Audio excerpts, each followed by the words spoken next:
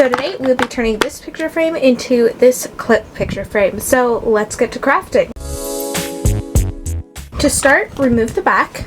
Then take some cardstock and trace your backing onto the cardstock. Take some fabric, cut a rectangle slightly larger than your cardstock. For the next part, lay your cardstock in the middle of your fabric. Grab some masking tape and tape down your edges, making sure to pull tightly.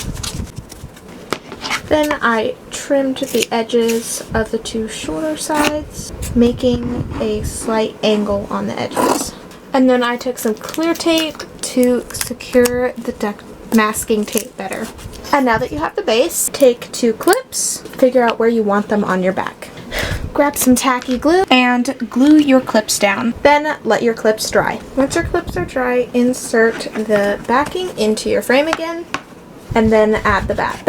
Bend in the tabs on the side, and now you have a photo clip holder. So this is how our binder clip frame turned out. I think it turned out great, and I cannot wait to use this. Thank you for watching today's video. Don't forget to like, comment, and subscribe, and I'll see you next time. Bye!